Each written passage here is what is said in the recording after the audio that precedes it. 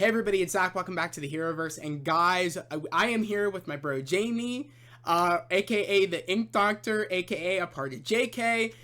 Guys, we are here for season 3 of Doctor Who. I'm super excited to talk about this. If you guys have been here before, a part of my channel, you guys know I have seasons 1 and seasons 2 up on my channel if you guys want to go check them out. Thank you to Jamie. I just want to say thank you to Jamie because he got me into Doctor Who. I've really been loving this show. And the goal is to get caught up before Ncuti Gatwa's season, which comes when, Jamie? Like in December or November? December is Ncuti Gatwa's first official episode as part of the first Christmas special since 2017.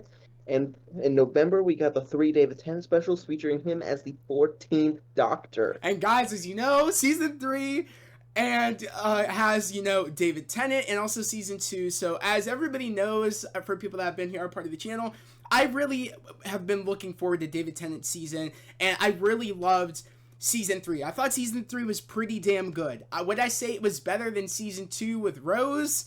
I don't know. I still think that might be my favorite season overall, seasons 1 and seasons 2. But season 3, I really enjoyed the Martha Jones character coming in.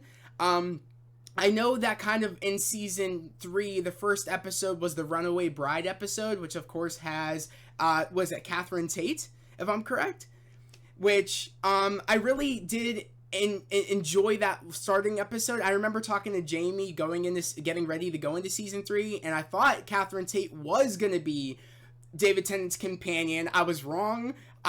Because I was surprised because we got, Martha Jones. So it kind of did a switch up on me where, like, they were going to go with Catherine Tate at first, we thought. But then we got into, of course, we got, Martha Jones, which I'm going to let Jamie give a little bit of kind of like, Jamie, I know that you've watched this season way back when, but I liked Martha Jones, but I do think that Rose is my favorite companion so far, and I'm excited to see other companions come, but what would you say? Did you like Martha Jones' character?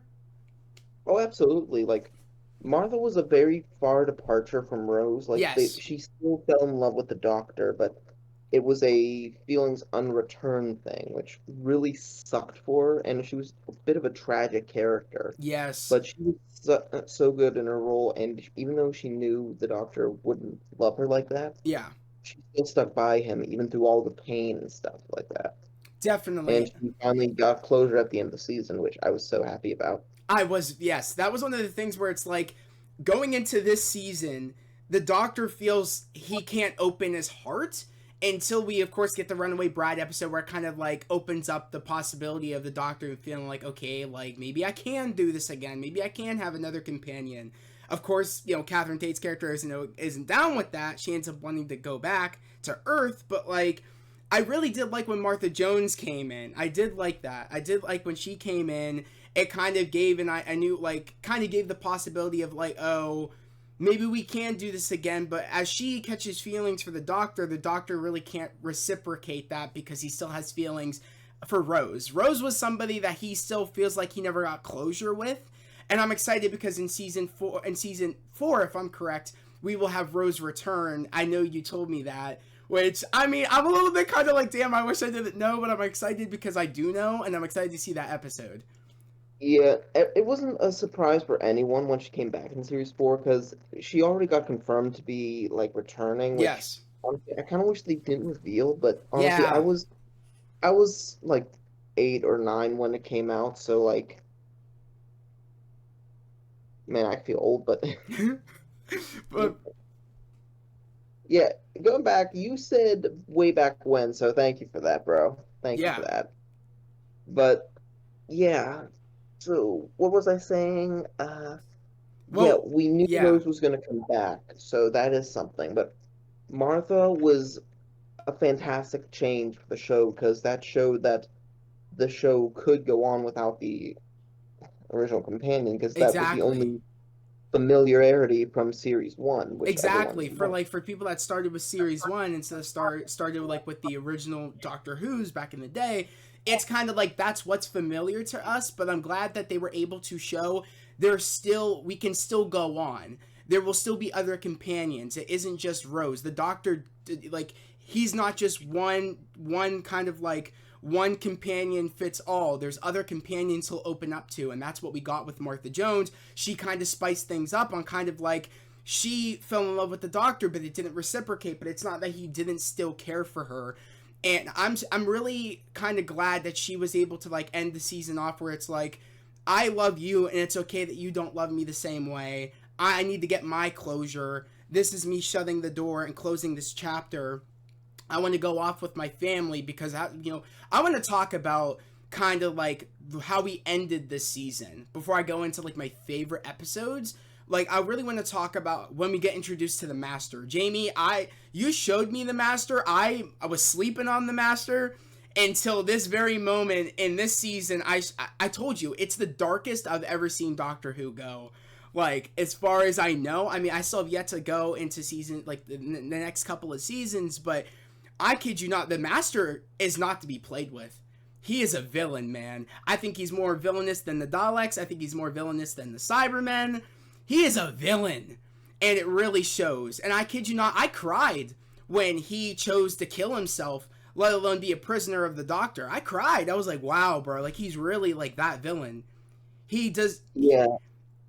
Like, so, it was sad, man. He's like, there was so villainous about it, is the Doctor said, we're the last two, please regenerate. And he's like, no, I win. You're crying. I win. You want me to survive. You want me to do it, but no, I won't be a prisoner. That's so villainous, bro. Yeah, exactly. Like, I'm gonna give you a bit of background of the Master, right? Yeah. So, when he first appeared in 1971, he was played by Roger Delgado. Yeah. The late, great Roger Delgado. And literally, he was made since the Doctor was now this sort of James Bond style with his, like, velvet coats, his cape and cloak, and his frilly shirts. He was sort of the Sherlock Holmes for unit. Basically, every Sherlock Holmes needs their Moriarty, and that's where the Master's concept came out. Yeah. He was an old childhood friend of the Doctor's who, when they finally left Gallifrey, they both went on different paths, where the Master wanted to rule, the Doctor wanted to see. So basically, they've been doing this dance for centuries, even back when they were kids. Yeah.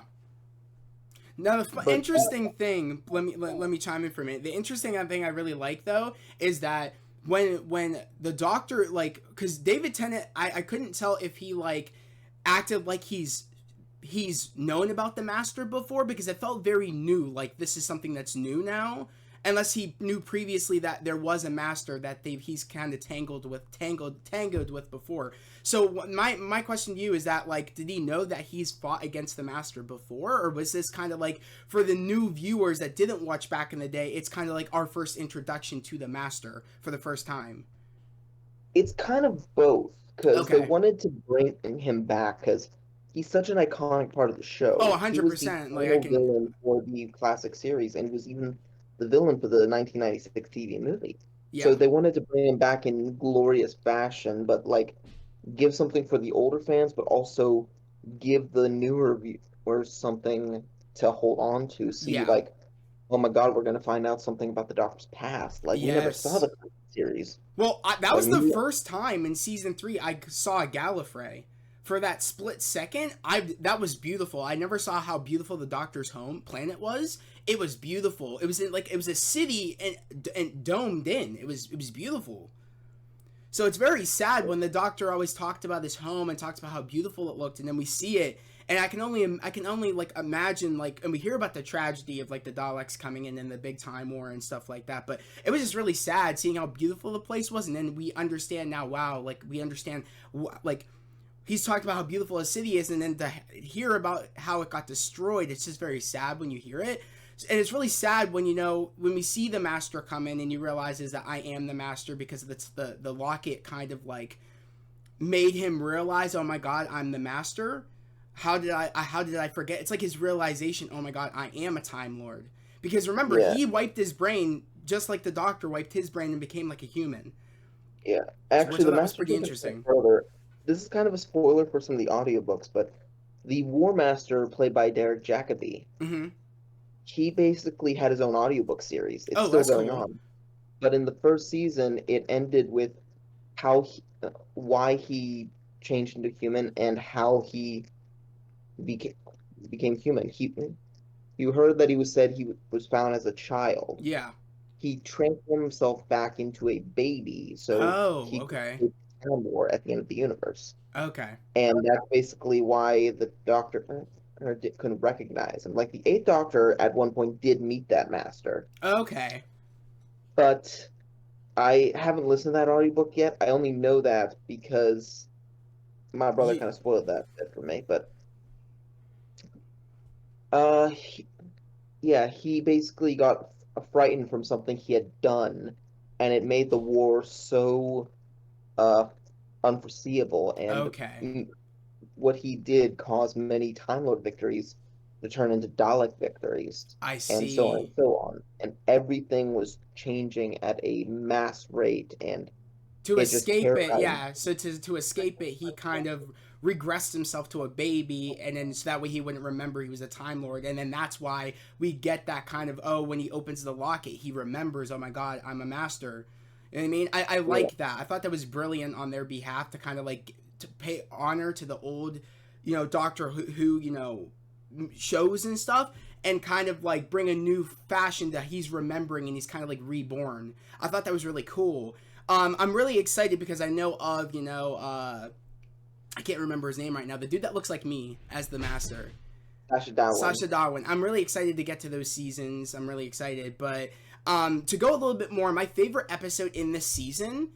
Actually, I want to talk a little bit more about the finale, but like of season 3, I really did like how the master turned the Doctor like really old to a point where he looked like Smeagol to the point, bro. Like he really turned him old.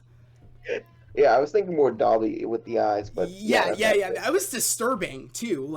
That's why I said it's the darkest I've ever seen Doctor Who go, because I was not prepared to see this villain. I mean, not only that, but he took out half the population with those robots.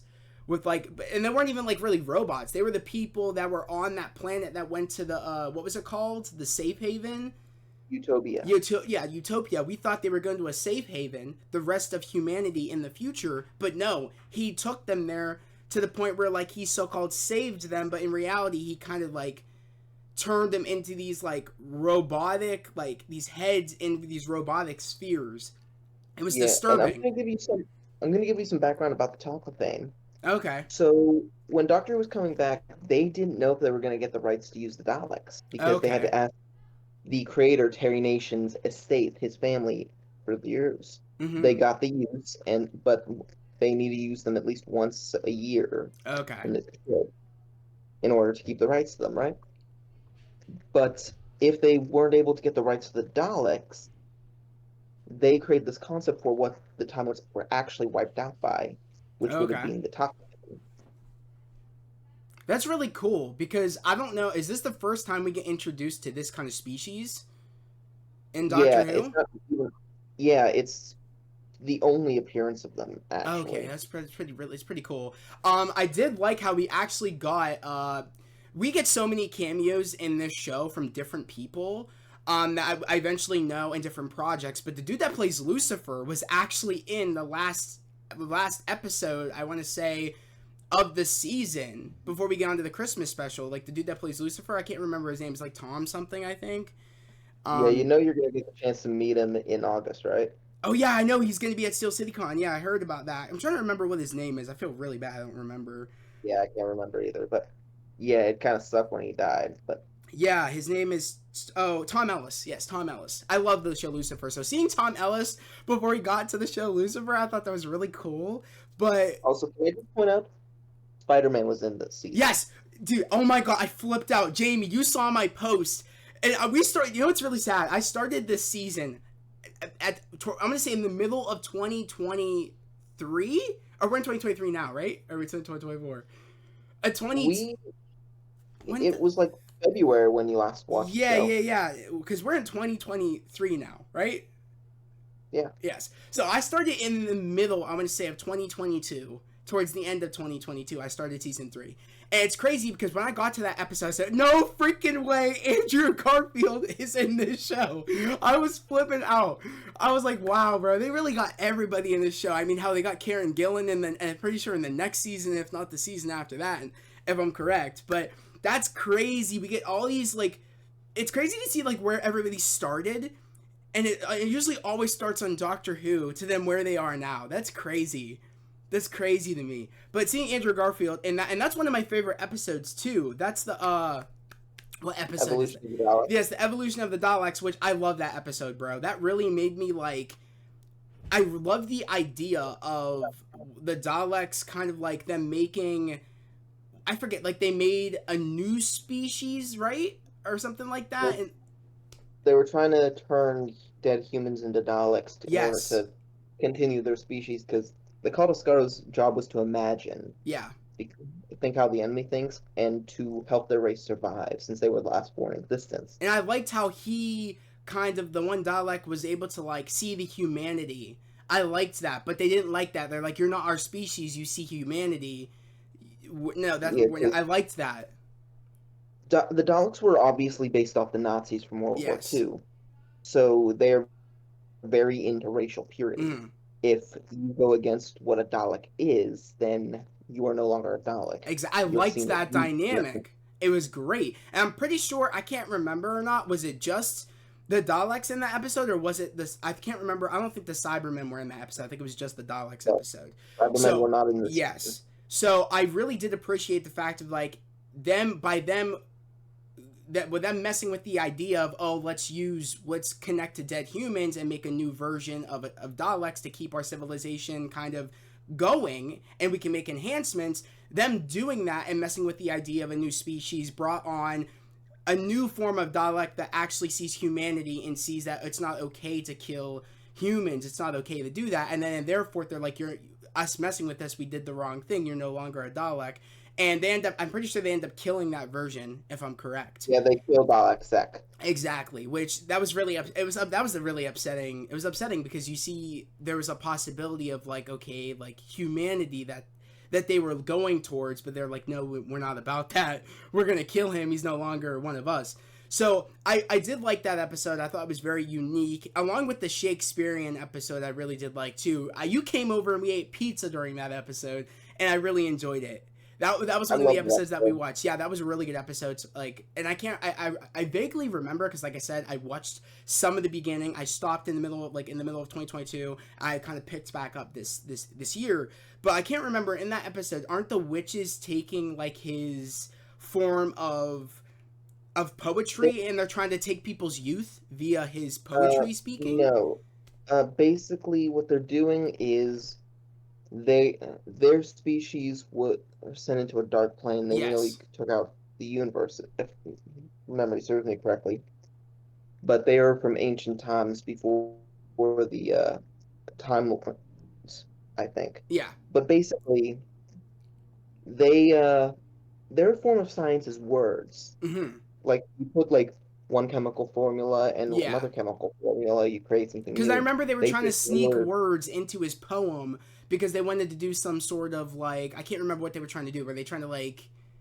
They were trying to open the portal to let their species back out. Yes, that's what they were trying to do. So they were trying to, in a way, put their own spell inside his poetry of reading that would be strong enough to open up the portal. Yeah, I remember that. Okay. That was really sick. I really also loved how kind of like just seeing who William Shakespeare was. I thought that was really cool. This show I love, bro. Like I love the time travel. I love I love how it brings heartfelt moments. I love how it brings horror moments. I love how it brings adventure. Bro, I've been sleeping on this show, Jamie. I kid you not, man, until you kind of opened my eyes to how great this show is. Like I'm forever gonna be grateful, bro. This show is amazing. I'm really enjoying it, and I can't wait to go on to season 4. I'm really excited. But also, like my favorite episode, and you know what episode I'm about to talk about, bro. You know what episode? You're kind of frozen right now, too, Jamie. Can you hear me? Jamie, can you hear me? Okay. Blink. Okay, yeah. You're kind of unfrozen now. Okay, you're good. Okay. But you know what episode I'm about to talk about? Blink. Jamie? Yeah. You're kind of good now. You good? Yeah, I'm good. All right. Yeah. You're talking about Blink, right? Blink. Yes. I'm talking about Blink. Bro, Jamie, I remember you telling me, "Oh, dude, just wait until you see what was it the what is it called, the Sleeping Angels, The weep. the Weeping Angels." Yes, the Weeping Angels. I remember you telling me about that episode, saying, "Dude, you're not even ready. That episode is scary." Jamie, I kid you not. I remember when I told you I was starting it. It was probably like 3 in the morning. I think it was like 1 or 2 in the morning. I told you to watch it at night. I wanted you Yes. to get the full Yes, experience. I remember, because I remember like snapping you, saying, "Bro, like I'm about to start the episode," and I was like, "Bro," when in the midst of the episode, I was like, "I want to call Jamie so bad, but he's sleeping, man. I want to tell him that this episode is creepy." Dude, it was so creepy, but I could not grasp how creepy that episode was. Because every time, right when we kind of get introduced and we walk into the episode, and the girl's walking into the house, and I instantly see the statue. Well, sees the statue, and then she rips pieces off the wall behind the wallpaper. Say, "Don't blink, don't turn around." You know what I mean? I was like, "Oh, bro, I can't do this." And we see the Weeping Angel out in the courtyard. I'm like, "Bro, I can't do this right now." It was creepy, man. It was creepy, and the fact that we kind of get through the episode, we kind of have an understanding that the Weeping Angels, how they kind of, in a way, they're the one species, I guess, that doesn't like kill you per se, but they put you in a place where it's kind of like it's like a longevity of like you're dying, if that makes any sense. Like they put you in different parts of time, and they kind of like make you live out your life where it's like essentially you are dying inside because you're away from everybody that you know and love. That was so, like, what a form of torture. And the doctor even explains that in the episode. Like, that's torturous to do something like that. Because I forget the main character of the episode. Sally Sparrow. Wait, what'd you say? Sally Sparrow. Yeah, Sally Sparrow. I loved her character. I loved how, she didn't get the idea of when her friends, I guess her friend, she had like her great grandson or something like that went to go see her and give her that message, that she got put back into whatever time period, and she wasn't believing it. She's like, "What messed up joke is this?" But in reality, it's like, no, like the Weeping Angel sent her friend back in like the 19 something. I was like, damn, that just happened. But I really did love how she's like realizing because the tapes, the Easter eggs that the doctor and Martha leave behind for her, I thought that was really cool, because they were Easter eggs meant for, what was her name? Something Sparrow? Sally Sparrow. Sally Sparrow. I loved how they left the Easter eggs for her. And she's like, "Wait a second, can you hear me?" And he's like, "Yeah, I can hear you." It's because she ends up writing the script it hasn't happened yet. And then when she gives it to him to be like, "Okay, there's gonna be a time where like you're gonna need this script, and you know what I mean, you're gonna need to help me with this because it hasn't happened yet. It's supposed to happen later down the line." I thought that was really cool for the moment where like it's earlier in time when it happens, but it hasn't happened for him yet. I guess time is weird. And of course it'd be the moment where like he would go back and he would need to like, help her with that moment. I thought that was really cool. The Easter eggs were like he was on different tapes. I thought that was really cool throughout the episode, because I was wondering throughout the episode, where's the doctor? Like, why hasn't he showed up yet? Until we see him on the TV screen and he's leaving tapes for her. I thought that was really cool, bro. And I loved how like he left the TARDIS in that time. The TARDIS was in her time, and that's why he couldn't like go help her, because they were trapped in the time with that one dude that she ended up meeting, which his name was what? It was like the one dude that Sally Sparrow met. It was like, I can't remember his name. Shipton. Yeah, it was like Shipton something, right? That was really cool. I can't remember his first name. Yeah, but it was really cool when she met him. I was like, oh, bro, they would hit it off until he got sent into whatever time too. I was like, damn. I was like, that sucks. But the episode was very like scary, bro. Like, I kid you not. In the moment where like the statue kept coming closer because the one girl was looking away, and then that's when the friend got taken, and then next thing you know, the point where like the dude turns around, her friend's brother, and then the Weeping Angel's like this. It's just literally like about to like attack. I thought that was like, wow, that's scary looking. So the Weeping Angels episode is by far my favorite episode, I would say, of this season. I definitely would say that. On top of like kind of like I would say the end of this season of season 3, with the Master, I would say episodes. I think it's like how many episodes did we get in the season? It was like I can't even I can't remember. remember. I think it's like 12 or 13. Yeah, I might be let me wrong. check that out real quick. We had 13 episodes. I would say 11, 12, and 13 are one consistent episode because it has the deal with the Master and the Master's story. It's all a connected story of like how it leads up to the finale. So I would say those are my second favorite episodes of the season, is because I would say it's so like evil, and I really did like the villain of the season. How we led up to the Master. I would say like he was the villain of that season because it was so big the way they ended the season. That's for Yeah, sure. like I told you when you started series 1, watch for the word Bad Wolf. Yes. Then in series 2, you watch for Torchwood.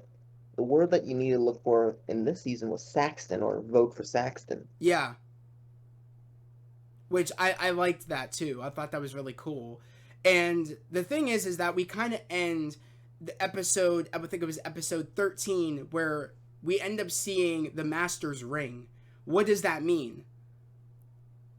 You will find out because I I'm can't say too excited much. for that. I'm excited for that because we see the Master's ring, and I don't know really what that entails. But I feel like, as we know, and I know, because But you showed I me saw this Sasha on Darwin's Master, we know that the Master's not really dead.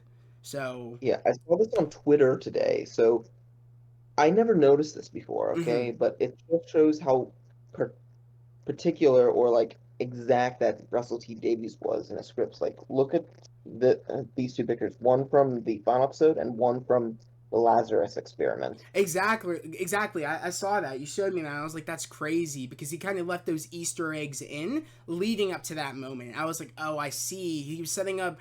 I like how Russell T Davis did that. Like he really sets things up to the bigger grand scheme of like a big episode or a concept of like what the Doctor's eventually going to run into. He's very good with that, and I'm excited because he's coming back for the 3-part special with David Tennant, right? And he's going to be writing for Shooty. Oh, then this is, and I'm really excited because also, as we know, Doctor Who has Disney Plus now. It's on Disney Plus platform for the new season. It's gonna have a bigger budget. I'm excited. Yep, and I've seen some. I saw the new trailer for the 60th specials. Yeah. It looks phenomenal. I'm so excited. And Yeah. one thing that I wanted to talk about was the ending of The Family of Blood. Okay, bet. Yes, we definitely got to talk about that because I could not stop cringing in the Family of Blood episode when the one kid kept smiling so weird like he smelled a terrible fart. Like he probably was like had a weird facial expression on his face in the Family of Blood episode. I thought that was kind of like very funny. You're doing it right now, bro. Like yeah, we're like There was no yeah. I swear to God, like bro was talking like I don't even know. It was funny as hell. I just couldn't take it. It was sad though. The concept of like that was another episode I really liked. On top of the Shakespearean episode, which was what the episode was called. Which the episode was called? What was it? Shakespeare Code? Yeah, the Shakespeare Code. I really enjoyed. The Daleks in Manhattan. Really enjoyed that one too. Evolution of the Daleks. That's another one I really enjoyed. And like I said, Human Nature. I think it was. It was the human. Maybe it was the Human Nature episode. I think if I'm correct. Was it the Human Nature? Yep. Yes. And the Human Nature episode, I gotta say, was very interesting to me because it leads into, of course, the Family of Blood episode. But I really did like how the Doctor was human. I never thought that was possible. That was a question I was always talking to you about, saying like, oh, like what, like, because we see with the Doctor. You could see he would love a normal life. You could see that, but he knows he can never have it because he knows he has to be the Time Lord. He knows he has to do this. He's the last Time Lord. He knows he needs to intervene in things. He knows he needs to help out. And he's always wanted to have a normal life, and you could see it. You could see it. He might not say it, but you could see it. And the fact that he said to Martha Jones, "I need to become human because because they can smell me." And the Family of Blood episode, that those creatures could smell him because he was the last remaining Time Lord and he had a unique scent. I really enjoyed how when he became human, Martha was in control of that. She had to take over the TARDIS. She had to keep an eye on it and keep it hidden. She had to make sure that the Doctor didn't, didn't kind of, while he was like a human, didn't like intervene in big major events. She needed to also make sure, like, he had a whole brochure of what to keep an eye out on for Martha while he was kind of a human. Now, the thing that he didn't write down in kind of this video seminar of what to do until he's ready to get back his memories was him falling in love with a human. That was really sad because the Doctor didn't fall in love with Martha. He fell in love with somebody else as a human. And that was sad. I felt really bad for Martha. Like, you know what I mean? She's like, how come when the one time you fall in love with a human, it's not me? That was really sad, bro. Like, I kid you not. I felt really bad for Martha. Like, damn, like, why doesn't the Doctor see her like that? I was like, damn. Like, it's very upsetting, you know what I mean? Because you really see how much she loves him. But it's not reciprocated. The sad thing for Martha in that episode not only is the Doctor, but the Yes, time bro. period that they ended up in. Yeah. Like, The racism, bro, was hard, man. For me, watching the episode, I was like, damn, like, I feel really bad. And I kept saying too, when people had remarks saying, like, the one rude kid had the remark saying, like, oh, how can you tell from the dirt on the floor from the dirt from your hand, or from your skin tone? And I was like, this ass, bro, he's a piece of shit. So yeah, I was like, I'm glad that Martha didn't let it get to her. She's like, she made a smart remark back. And I was really happy about that. Like, Martha does not pull up with bullshit, and I really appreciate that about the character, especially in that time. Especially even when the girl that the Doctor fell in love with in that time, she made a remark saying, like, oh, how do you know anything? How do you know what it's like to be a doctor? You know what I mean? Because of your, for your color and for you being a woman and all. How do you know what it's like to do that? And she's like, and she was telling the girl different parts of, like, her hands, just reading it off, saying, I did studies. I am trying to become a doctor. So I thought that was really cool too. She was just clapping back on people that were trying to like be rude to her. I really appreciated that. I thought that was really cool. I just really enjoyed the episode like he was human. What would you say? Which is why Martha's a legend. But this is such a cool thing the Doctor did Yeah. for John Smith, because John Smith became his own person by then. Yeah. He gave him the choice between a normal life and gave him basically a vision of what it could be. That was sad too. Seeing of like what his life could have been if he didn't open up the locket and kind of like get his memories back and become the Doctor again. That was very upsetting because it's like you could see the life he could have, and it's the life that he wants to have, but he knows he can't. And that's always what's interesting that I love about the Doctor, is because he knows he wants to have a normal life, but he knows his responsibility as the Doctor. He needs to help people and needs to kind of and kind of live right by his people. You know what I mean? Even though his people don't exist anymore, his kind doesn't exist anymore, he knows he needs to do right by that and needs to be the Doctor. I really appreciate that about the character. It really shows how much of a hero he is in his midst of him pining for a life. I really enjoy that. Yeah, but also you see that the Doctor's lived so long and been through so much that you can see his darker side come out. Like, the reason he actually hid, he could have taken the family out easily, because families just for parasites who basically would die in 5 months. Yeah. But they were trying to absorb like creatures with longer lifespans in order to live on. Yeah. And live forever. And you can show. And I love when they even said this is why he was running, and why he didn't want to open up the lock, because he's being kind. Because once he got his memories back, bro's not too kind, and that's why the kid was afraid to give the Doctor back his kind of like locket, because he was afraid of the Doctor, because the kid was looking at the locket and saying, "Oh my God, like you're a monster just as much as they are," until the point where it's like it makes the point of like. They thought he was like trying to hide. No, he was trying to spare you guys, and it really shows that. And they even can admit to that when like the Doctor is spreading them out at different points of like, in different like portals and different. He put the one dude as a scarecrow. Like he put the one girl in a mirror, and it was creepy because the one dude was saying, the one that was the leader of the blood in the Leader of the Blood episode, he even says that, oh, when you see my sister in the mirror and the shadow that runs across, that's my sister. And that was creepy for me because, don't you ever feel self-conscious when you walk past a mirror, you see a shadow? Yeah. And the way he was explaining, saying that was my sister, when you think you see a shadow run in the mirror, that's my sister. I said, oh, that's creepy as hell. Like, that's creepy. Russell T Davis was smart with that because that's every kid's fear, or every person's fear. Not even a kid. I still feel to this day when I walk past a mirror at night and I swear I see a shadow run across, you know what I mean, in the reflection of the mirror, I get scared. So it's crazy that he really, is so detailed with that. That's so clever to put that in a story and kind of give us an answer of, like, oh my god, like, maybe that's, you know what I mean? Like, let's put some kind of, lore behind it of, like, oh, that was his sister running in the mirror when we see a shadow in the mirror. I thought that was clever. I thought that was cool. Yeah. And, I love the ending line where it was like, we wanted to live forever, and the doctor made sure that we did. Exactly. Like, torturous forever, but forever. Gave them what they wanted. He did. And it's torturous, too. I mean, they really did not think that through. It's either you die, or you say you wanted to live forever. It's not the way you planned it, but it is what you asked for. You wanted to live forever? This is the version of living forever where you can't hurt anybody. I thought that was clever. I thought it was very clever with the words while they wanted to live forever. The doctor technically gave them what they wanted. I thought that was really cool.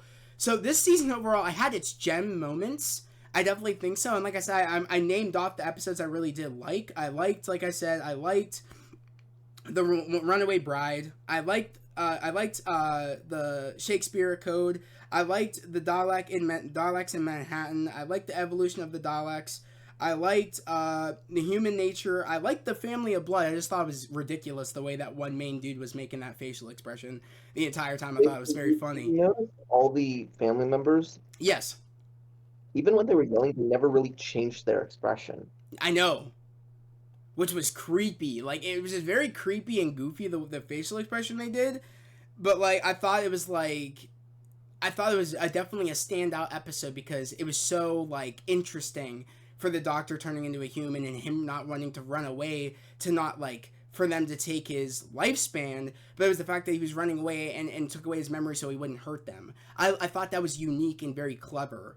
And really showed that you shouldn't mess with the doctor. You know what I mean? I thought that was really cool of an episode. And like I said, I really liked, was it Utopia? I liked that, and I liked the sound of the drums, and the last of the Time Lords. I really enjoyed those episodes. Like I said, this season had its gems, and even though I didn't love Martha Jones as much as I loved Rose, I liked how we had something different. And you really see the difference of these different companions.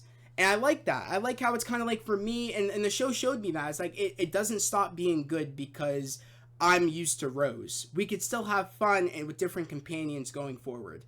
And that's the thing. Yeah. I'm really glad that Russell T Davies showed me is that, even though that's the I'm familiar with Rose, I'm still going to enjoy different companions like Martha Jones. I thought that was cool because, like I said, I really enjoyed the Christmas special. I really enjoyed it was a futuristic Titanic up in space. Now, the thing I didn't like, though, was that the reason that the dude made the robots kind of, I guess, their mission was to take down the Titanic was because the one dude was a robot himself. And I guess robots didn't have the same equal rights in that time in the future. No, so that's why he did that. Planet. They were from a different planet where basically it was like racism towards cyborgs. Yeah. And because he had a big life support system that he was on, he was basically not well looked upon and he was voted out. Yeah. So he decided to frame the board and basically retire to beaches where apparently the women were fond of metal. Yeah.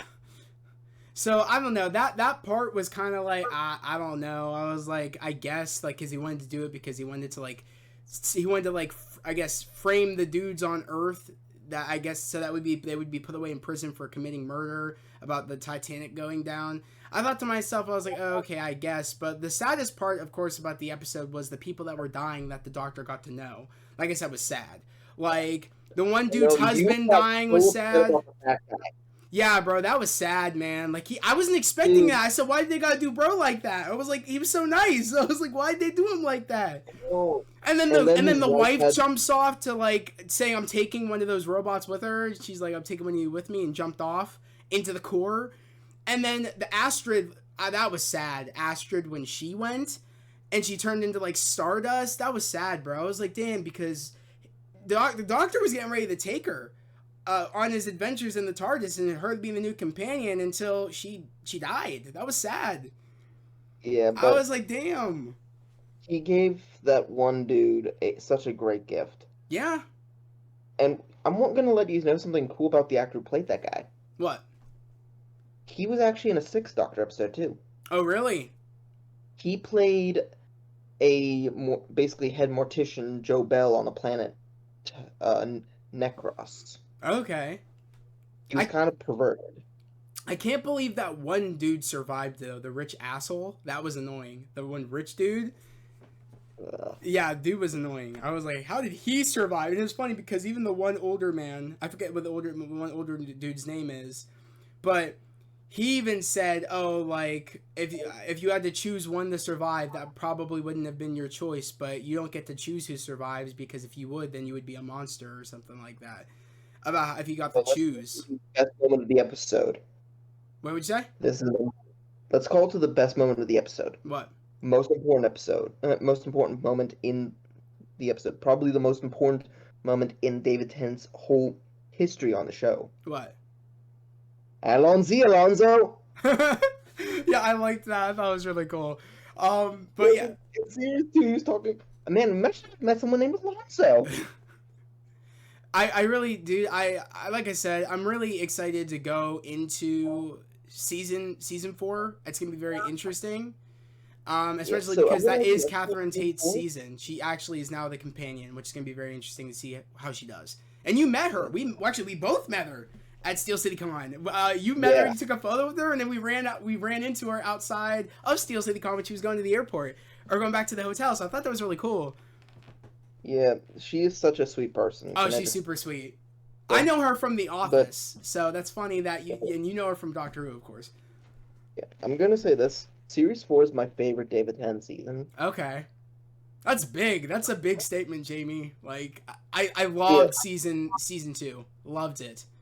Yeah, so I'm gonna let you know something about the relationship between Donna and the Doctor. Yeah. It's not like Rose, it's not like Martha. No. There's no, like, falling in love. No, yeah. It's literally two best friends Exactly. who have each other back. I totally could. I picked that up definitely in Runaway Bride. That she's like, no, don't look at me like that. No, like, you know what I mean? Like, I'm not someone that, you know what I mean? Like, no, like, there's nothing here. I like that. I thought that was really cool, and I'm excited to see that dynamic going into season 4. It's gonna be very interesting. It's very professional. We're both friends. That's it. It's gonna be very cool. It's definitely different. I feel like if it would do the whole, like, repetitiveness of, like, oh, the companion falls in love with the Doctor, it would be very repetitive, and I'm glad it's not like that. And also, like I said, it looks like there's a lot going on in season 4, because there was a sneak peek showing, like, I guess the next couple of episodes of season 4 when I was done with season 3. In the Christmas special, it showed me, like, I guess what to look forward to into season 4. So it looks very action packed, and I am excited to see what's going to be going on. So. But I just want to say, like, guys, that was the review. I just want to say thank you again, Jamie, for jumping in here and doing this review with me. I really appreciate it, man. Talking about what, like, the highlights of what I really liked about season 3. And I just want to say thank you again for, getting me into Doctor Who, bro. Because if it wasn't for you, I would not be doing these, reviews for Doctor Who. And guys, I know it's kind of like took me a long time to do seasons 1 and 2 review. Hopefully, and then get to season 3 review this year, but hopefully I'll be more consistent and I'll try to get these reviews out as soon as possible for you guys. I think I'm going to have a lot more time now because a lot of my shows are ending on television, so I think I'll have a lot more time to, like, binge watch and get these seasons out quicker for you guys. Hopefully Jamie will be, joining in on more of these Doctor Who reviews with me. I'd love to have him. Bro is literally literally a human encyclopedia for Doctor Who. He knows everything. So that's why I would like to have him on here, because he's a genius about this stuff, and he helps you And remember some things. So and love to to all the have him classic again. fans too, I am going to be showing this guy more classic Doctor Who. He's never seen a single episode of Classic Who, so we need to get him to watch it. So definitely expect a season 4 review as soon as possible. I'm actually gonna get back onto watching it after I'm done off this on this video. I'm gonna get back and start and watch the first episode of season 4. So I'm excited. But yeah, guys, go subscribe to We Are JK. Go subscribe. That's the group channel. So go subscribe to that. Subscribe to the Ink Doctor. That's Jamie's cosplay Doctor Who channel. Go follow it. Go subscribe to it. Go follow him on his social media at the Ink Doctor. And then I guess, Jamie, do you want them following you on your other Instagram, or just the Ink Doctor? Just the Ink Doctor. Just the Ink Doctor. Go follow his cosplay Instagram. He does a whole bunch of Doctor Who stuff over there. But yeah, Jamie, I just want to say thank you, bro. I appreciate you being on here. Guys, yet again here, if you're new to the channel, subscribe to the channel, put in the notifications, like this video. I would love to have you guys here, part of the family, part of the channel. We're all about spreading love, positivity, motivation. And guys, we are almost to 700 subscribers. That's the goal. To hit 700 subscribers. Right now, I want to say we're at 6. I want to say 91. Almost to 700 subscribers. So again, I love if you would subscribe to the channel, and if you love Doctor Who just as much as I do, just as much as my bro Jamie does, let me know what you guys liked about season 3 of Doctor Who, and let me know what your favorite season of Doctor Who is, without giving away any spoilers, because like I said, I'm about to go on to season 4. But guys, yet again, that was the video. I hope everybody has a great day, a safe day, and I'll see you guys next time. Peace.